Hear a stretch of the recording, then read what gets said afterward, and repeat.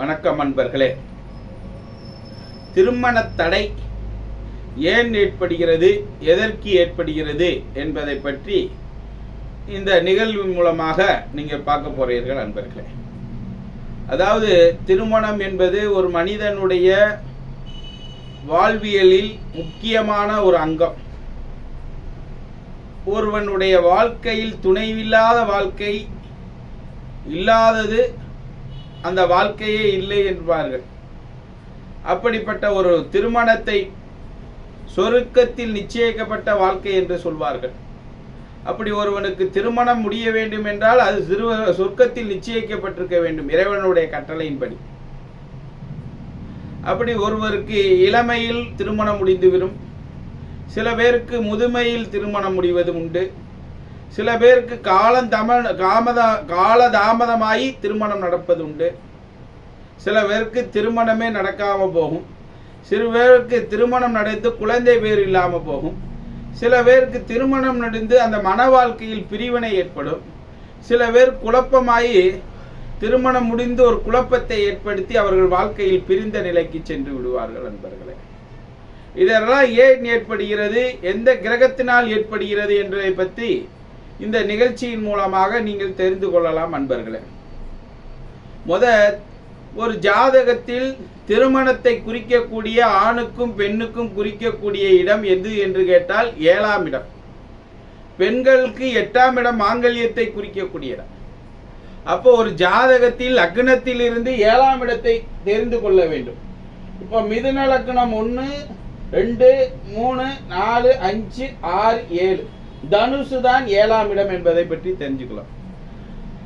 அப்ப இந்த லக்னத்துக்கு 7ஆம் இடம் என்பது கணவன் வரக்கூடிய கணவனையும் மனைவியையும் சொல்லக்கூடிய இடம். இந்த 7ஆம் இடம் இது நிறைய சம்பந்தப்பட்டிருக்கும்.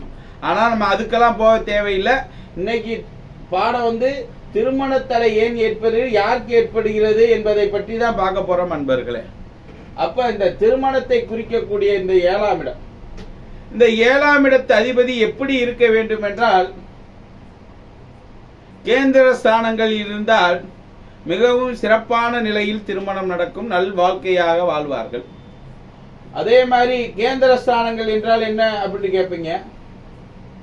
1, 4, 7, 10 இந்த ஸ்தானங்களில் இந்த 7ஆம் அதிபதியானவர் உட்கார்ந்திருந்தா அது நல்ல ஜாதகம் என்பது பற்று பொருள். அதே மாதிரி 7ஆம் அதிபதி திரிகோண ஸ்தானங்கள் என்று சொல்லக்கூடிய 5, 9 இந்த ஸ்தானங்கள், இதுதான் லக்னத்துல இருந்து ஆரம்பிச்சா 5, 9 இந்த மாதிரி கேந்திர திரிகோண ஸ்தானங்களில் இருக்கும் பொழுதும் அந்த ஜாதகங்கள் நல்ல திருமணமாக அமைகிறது. மற்ற இடத்தில் 6, 8, 12 இருக்கும் பொழுது அந்த திருமணமானது சரியான நிலையை அடைவதில்லை. ஏன் என்று கேட்டால் 6, 8, 12 என்பது மறைவு ஸ்தானம். அப்ப இந்த மறைவு எப்படி மறைந்து ஒரு இதை மறைக்கிறதோ அது மாதிரி மன வாழ்க்கையிலும் அவர்களை மறைக்க வைக்கிறது இந்த 6, 8, 12 ஸ்தானங்கள். அப்ப 6, 8, 12 ஒருவனுடைய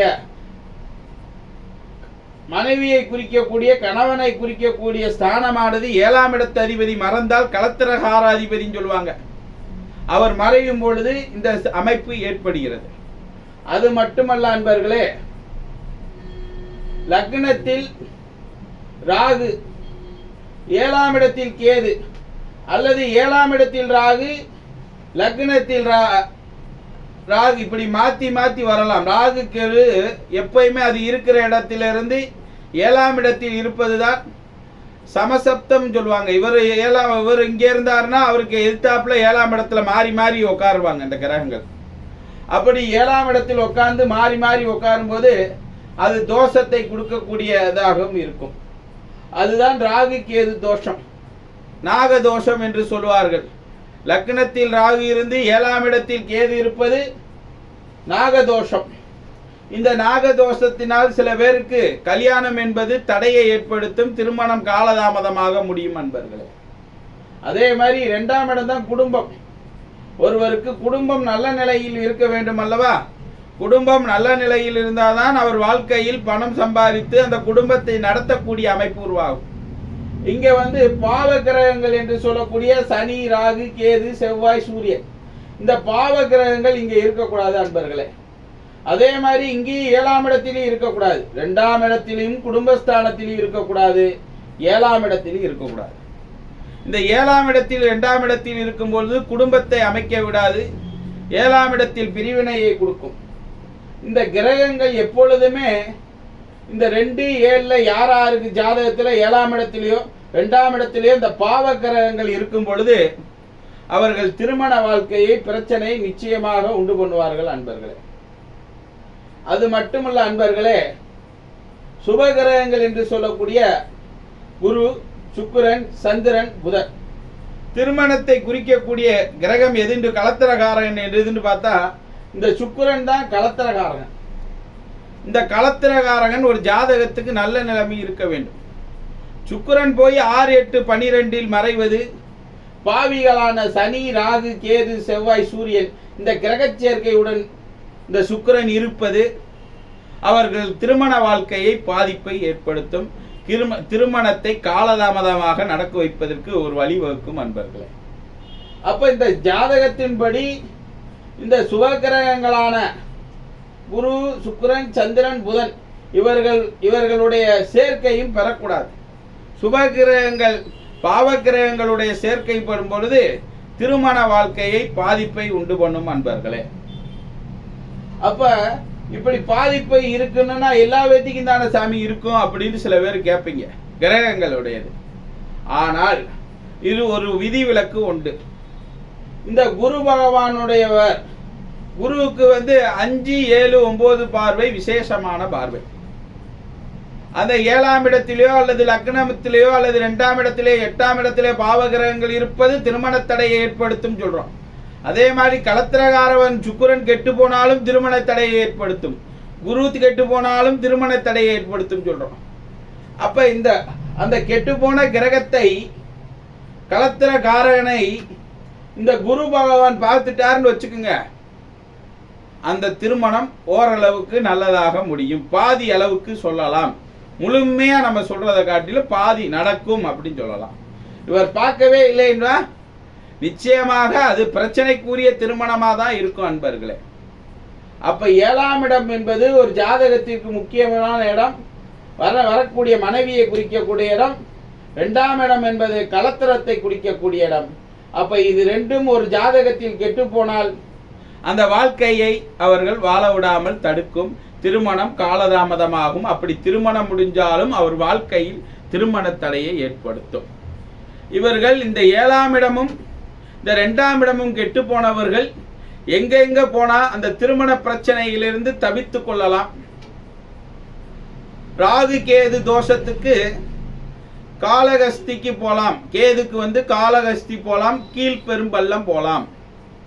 அதே மாதிரி ராகு கேது தோஷம் சொன்னேன், லக்னத்திலோ அல்லது 7ஆம் இடத்திலோ அல்லது 2ஆம் இடத்தில் இருப்பது, 8ஆம் இடத்தில் இருப்பது, ராகு கேதுக்கள் இருப்பது கலத்திர தோஷம் என்று சொல்லுவோம். 2, 4, 7, 8, 12 ராகு கேது இருந்தால் அது கலத்திர தோஷம். அப்ப அந்த கலத்திர தோஷம் உள்ளவர்கள் திருநாகேஸ்வரம் போலாம், நாகதோஷம் உள்ளவர்கள்.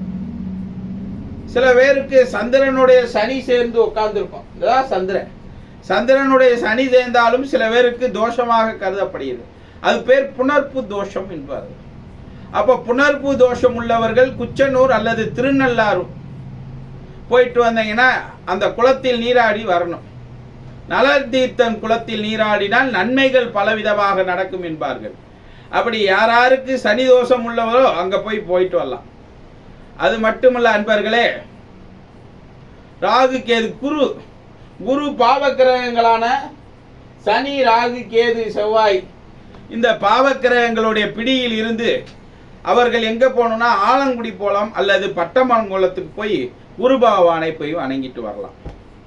அது மட்டுமல்ல அன்பர்களே, இப்ப செவ்வாய் ஸ்தலமான வைத்தீஸ்வரன் கோயில், அது எங்க வைத்தியநாத கும்பகோண பக்கத்தில் உள்ளது. அங்க போய் வைத்தீஸ்வரன் கோயில்ல வைத்தியநாத சுவாமியை வழிபடும் பொழுது அந்த செவ்வாயுடைய தோஷமானது போகும். செவ்வாயுடைய தோஷம் 2, 4, 7, 8, 12 இருக்கும்போது செவ்வாய் தோஷம் ஏற்படுகிறது. அதுபோக நண்பர்களே, இப்போ சூரியன் ராகு கேதுவுடைய சேர்ந்து பிடியில் இருக்கும்போது அவர்கள் எங்கே போகணும்னா திருமங்கலக்குடியில் உள்ள சூரிய நாராயணர் கோயிலுக்கு போயிட்டு வரணும். அது மட்டுமல்ல அன்பர்களே, சந்திரன் என்பது திங்களூரில் உள்ள கைலாசநாதர் ஆலயத்துக்கு போயிட்டு வந்தீங்கன்னா நிச்சயமாக உங்களுக்கு அந்த பிரச்சனை முடிஞ்சிடும். அதே மாதிரி சுக்கிரன் ஜாதகத்தில் கெட்டு போனால் எங்கே போயிட்டு வரலாம்? கஞ்சனூர் போயிட்டு வரும். கஞ்சனூரில் போயிட்டு வந்து சுக்கிரனுடைய தலத்துக்கு போயிட்டு வரும்போது நிச்சயமாக அந்த பிரச்சனையிலிருந்து தப்பித்துக் கொள்ளுவீர்கள். அது மட்டுமல்ல அன்பர்களே, இன்னும் நிறைய கோவில்கள் நம்மளுடைய பரிகார திருமஞ்சேரி இருக்கு, திருப்பாம்புரம் இருக்கு, நாகர் தோஷத்துக்குள்ளவங்க, இப்படி நிறைய கோயில்கள் நிறைய வழிபாட்டு தலங்கள் உள்ளது. ஜாதக ரீதியாக எந்த ஒரு பிரச்சனையும் தீர்த்து வருவதற்கு முன்னோர்கள் பரிகார முறைகளையும் வகுத்துள்ளார்கள். நாங்கள் கோயிலுக்கு போய் பரிகாரம் செய்து பலிக்கவில்லை என்றவர்கள் என்னை நிச்சயமாக நீங்கள் தொடர்பு கொள்ளுங்கள். உங்கள் நடக்க முடியாத திருமணத்தையும் நடத்தி சாதனை படைத்துள்ளேன். ஆயிரக்கணக்கான திருமணத்தை. உங்கள் ஜாதக ரீதியாக உங்களுக்கு திருமணம் நடக்குமா நடக்காதா, எப்போ நடக்கும் என்பதை முன்கூட்டியே கணித்து அந்த ஜாதகத்திற்கான தீர்வை முழுமையாக வழங்க காத்துள்ளேன். நண்பர்களே, என்னை நிச்சயமாக தொடர்பு கொள்ளுத்து உங்களுடைய வாழ்க்கைக்கு தேவையான கருத்துக்களை பகிர்ந்து கொள்ளுங்கள். நண்பர்களே, இந்த வீடியோ பிடிச்சிருந்தா சப்ஸ்கிரைப் பண்ணுங்க, ஷேர் பண்ணுங்க, லைக் பண்ணுங்க, கமெண்ட் பண்ணுங்க. நன்றி, வணக்கம்.